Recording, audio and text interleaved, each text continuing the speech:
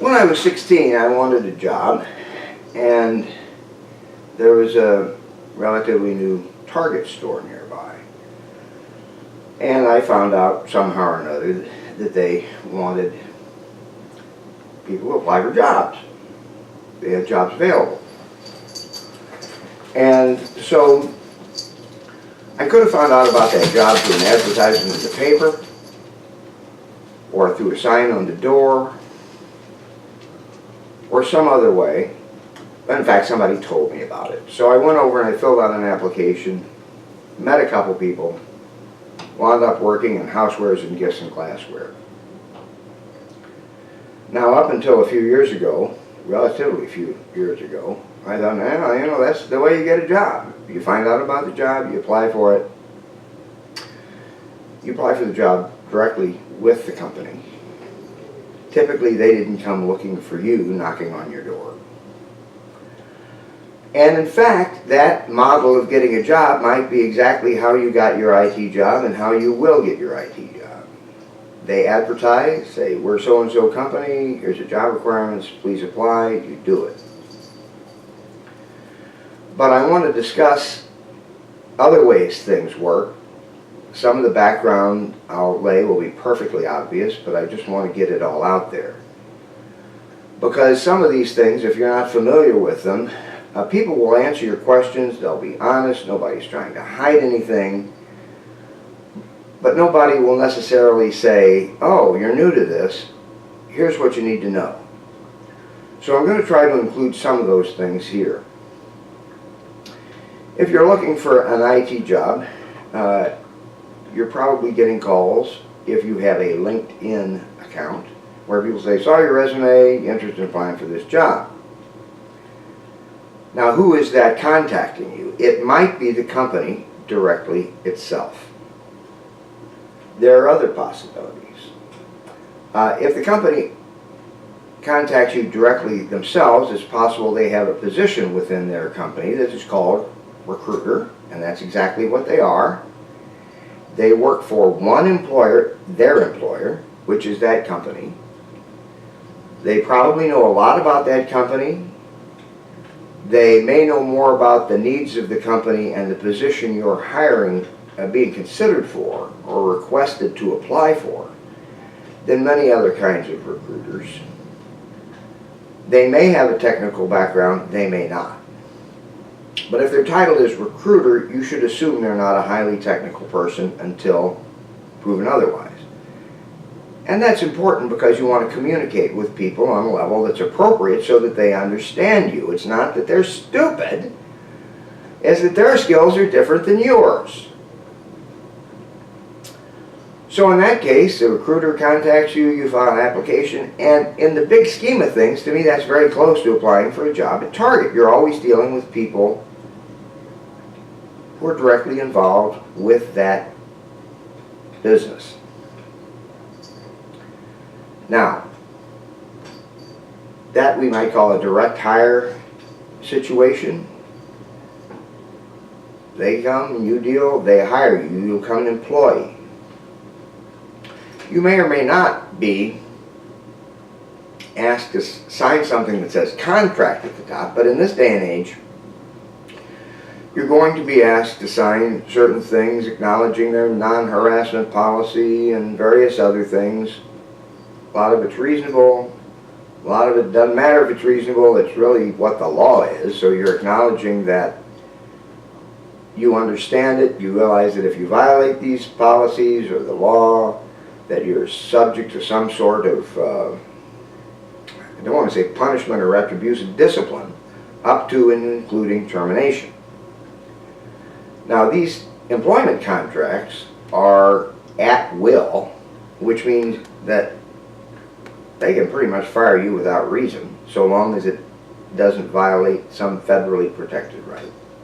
And you can quit anytime you want to. You may have to give a 2-week notice. But I want to talk about contracts later on. Basically, there isn't something in these things that are called a contract of employment necessarily. You're an employee. They can fire you. You can leave. this is really pretty straightforward. I may say some other things about it, but there are lots of other ways to get jobs. Some companies don't advertise jobs and they don't have internal recruiters. They go ahead and hire someone outside the company, and they hire them to find people and do preliminary filtering and then forward their applications. Now, some companies may do both. They may go ahead and advertise as themselves with their name in the paper or on Monster or the other places, Indeed. And so they can go through different routes. Some companies exclusively go through recruiters, where when you're dealing initially with a recruiter, you will not know who the company is. Now, these people are also recruiters, and they work for a company. Maybe they're people who work for themselves. They may have seen the advertisement and decided to find you and present you to the company with the understanding that they will receive some reward, and we'll talk about what that is for doing that. Sometimes you'll see in advertisements that are publicly presented that they don't want to be contacted by recruiters from elsewhere.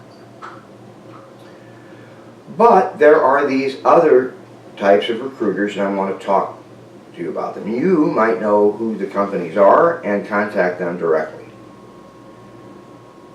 More likely than not, they're going to see something about you and contact you.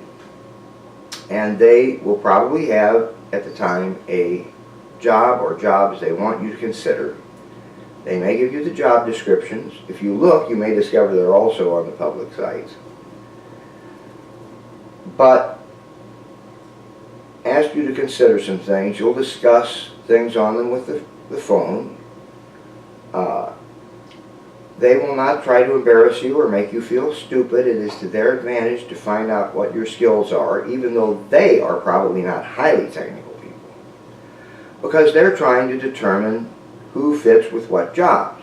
They're going to present you to a company, and if the company hires you directly then, and you stay a certain amount of time, you're satisfactory for a certain amount of time, then they are going to be paid some amount.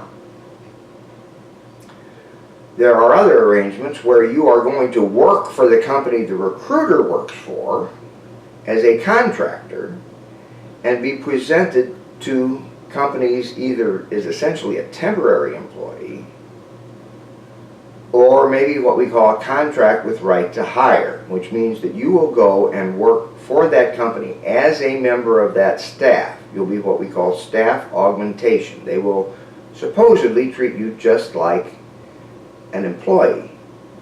And then at the end of a period, they will decide whether to hire you or not. For the time that you are working as a contractor, staff augmentation, the company you really work for that gives your paycheck, the recruiting company, will take your hours, bill them to the company with an additional fee, which is where they make their money. If they hire you, send you to the company, and then the company hires you, they'll get paid, I guess, in a lump sum. I don't know. I imagine there are variations on that, depending on whether you stay long enough. Now, the recruiters I have worked with in the past are great. I don't mean to cast any aspersions on them. But there are some things you need to know that you may either assume or probably don't even think about. Let's imagine you go to a financial counselor or you go to a lawyer to have you make some decisions. Those relationships are what we call fiduciary relationships. And the person who is working with you has a moral and probably legal obligation to help you make decisions that are in your best interest, even if it somehow conflicts with theirs, which usually it won't. But if you're dealing with a financial advisor who also manages certain types of investments from which they make a profit, you can expect they're going to try to steer you towards those, but generally, even those are probably considered fiduciary relationships, where they are supposed to sacrifice their interest for yours. Certainly lawyers should be doing that. Unethical, all kinds of bad shit if you violate the obligations imposed by a fiduciary relationship. You must understand that recruiters who do not work for the company, well, even ones who do work for the company that you're applying for, you do not have a fiduciary relationship with that recruiter. And that has consequences.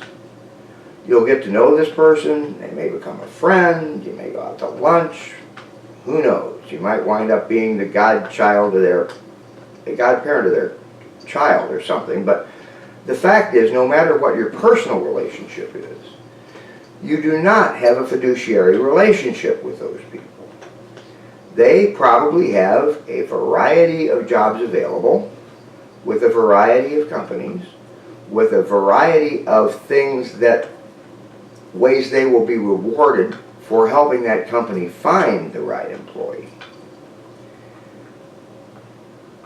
They don't really even have a fiduciary relationship with their company, I don't think. It depends on what it would be, but I'm not going there.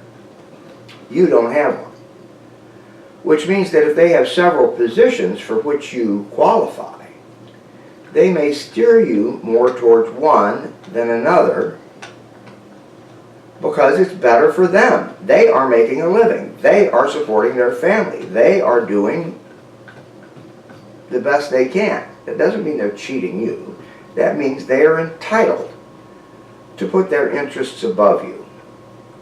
Even though their ultimate responsibility may be to find you a job, you may see that they're steering you in one direction and another, and you may want to change the course of that direction. I'm going to give here an example which isn't even particularly realistic, I don't know. But we're going to discuss why you might want to be a direct hire employee and why you might want to prefer to be a contractor that is staff augmentation and not an employee. But they may want to direct you towards one of those paths because in the long run, or even short run, one may be a better deal for them. You need to be acting in your own self-interest. That doesn't mean you're rude. That doesn't mean they're trying to cheat you. It means if you wonder, why am I going this direction rather than this direction, you're entitled to make that choice. Specify what you want.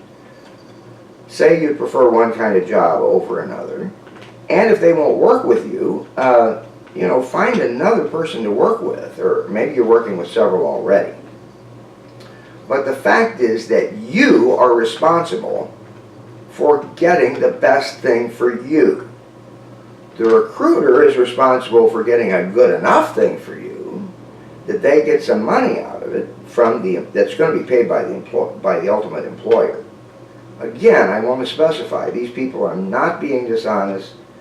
They may not even consciously be aware of the directions that they push things. They may or may not. It doesn't matter. You don't have a fiduciary relationship with those people.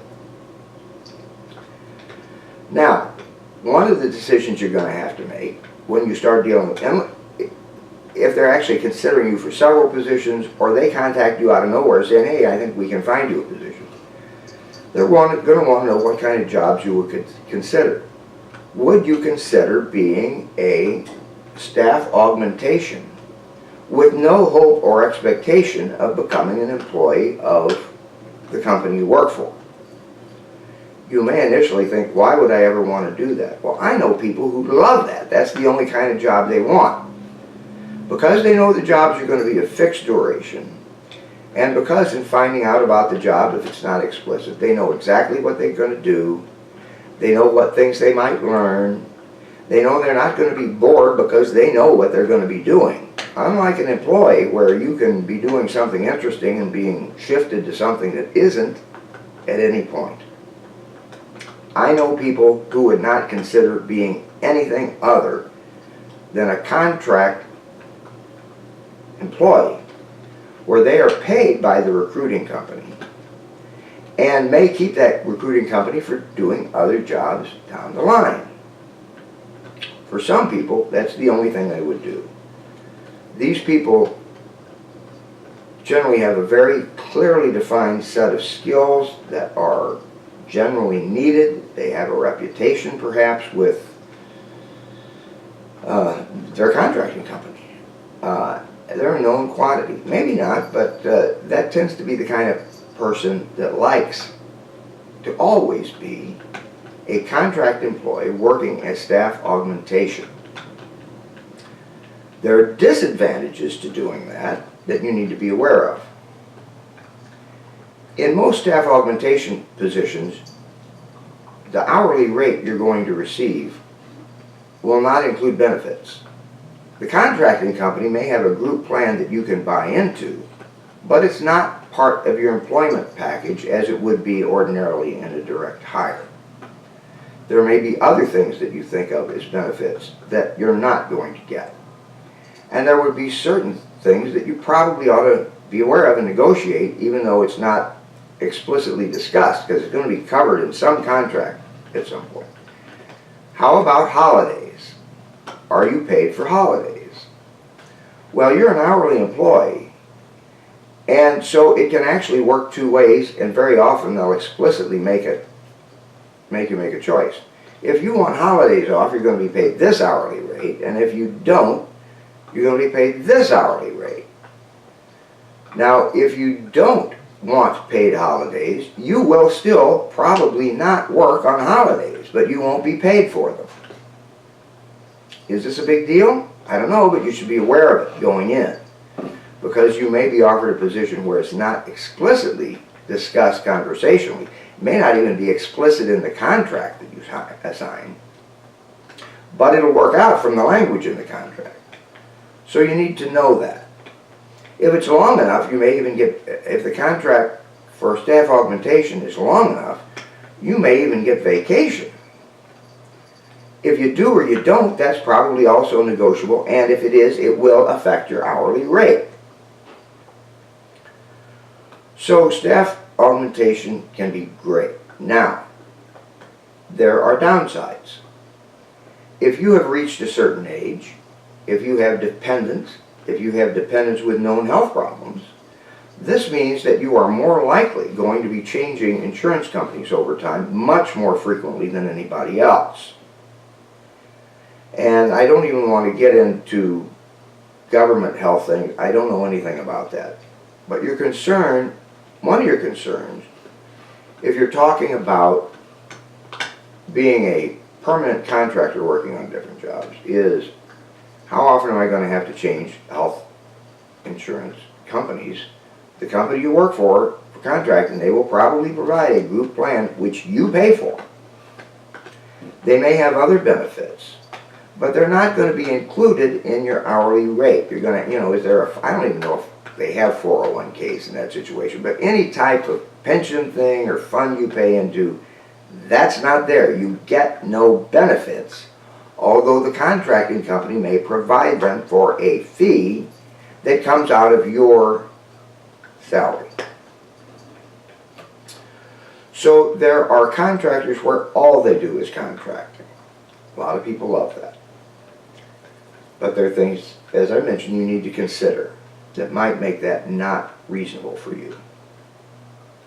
Then there's the where you're a contractor with a right to hire. A company may say, look, we hire somebody, they don't work out, we really don't like firing people, there may be some legal issues that we've had in the past that we don't want to get involved in the future. So what we're going to do is hire them for 6 months.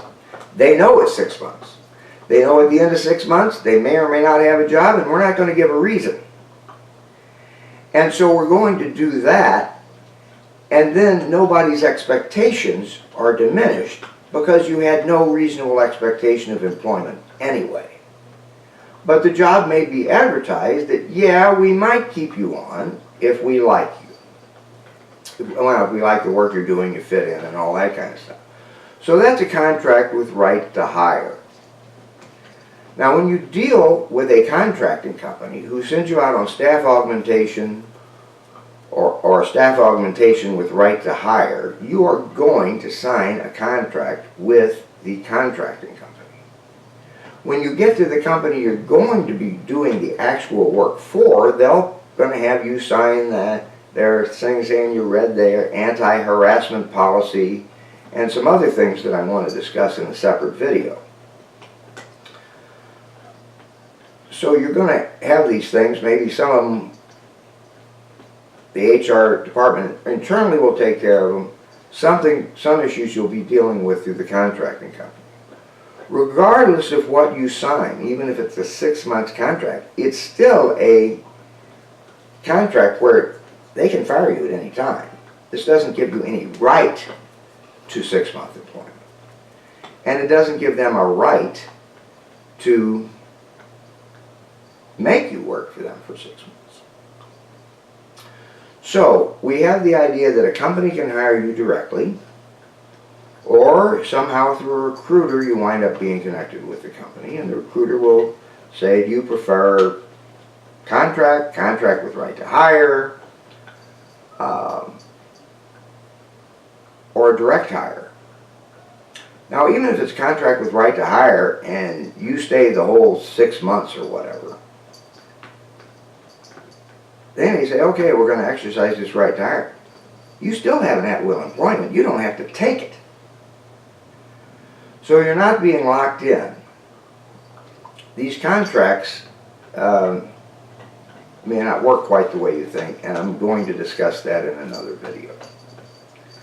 Now I'm going to tell you of my own personal conclusions that I have drawn from being a contractor, and a contractor with right to hire. I may be wrong. I'm going to make some generalizations that may not be applicable.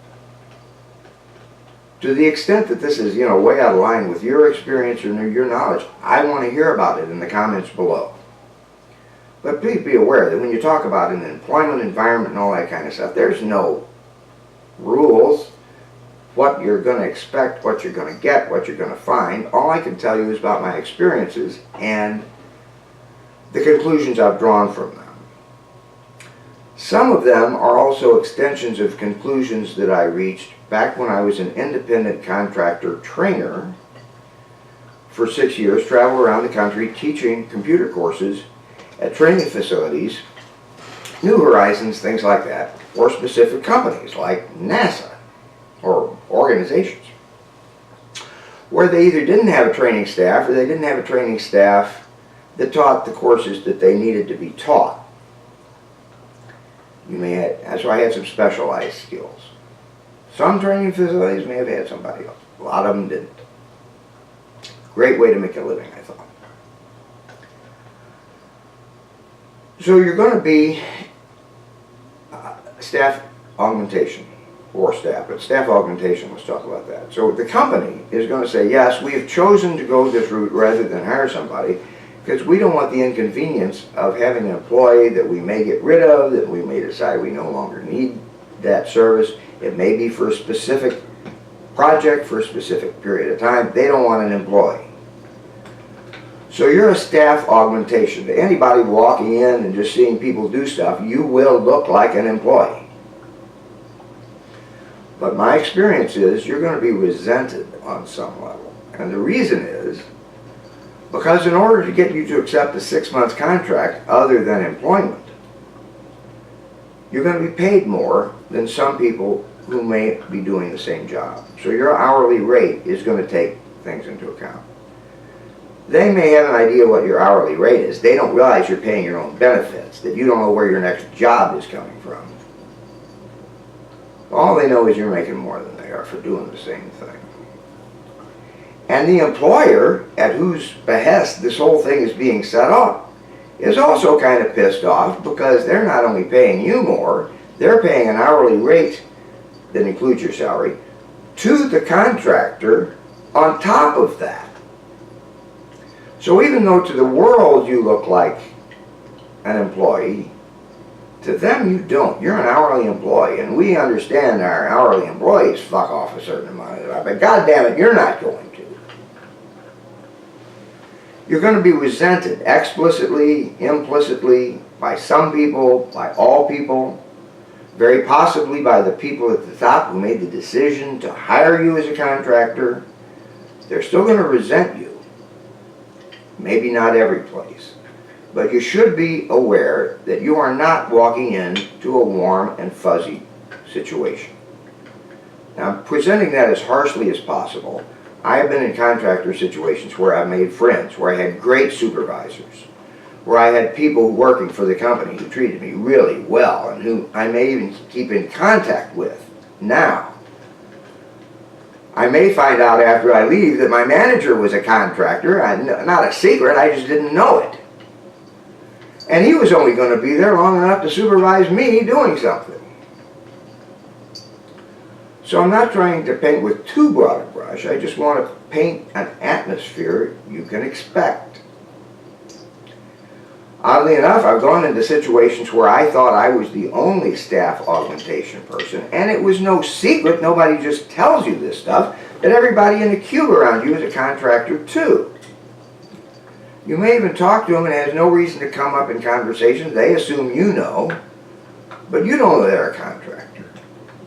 Who you ask for help and how you interact with people will very often be tainted, influenced, whatever, by whether you think they're an employee or not. So you might find out whether the people you're working with and the people you're working for are contractors. They may have the same company that placed them there that placed you there. But you don't know it. No secret. You just don't know it. Everybody else assumes it. They may assume you've done enough contracting positions that you know this is the way it is. But you don't. If the company does decide to convert you from a staff augmentation contractor to a regular staff employment, very often they will expect to do so at a lower rate because you're going to get benefits. These are all things you need to be aware of when you're going in.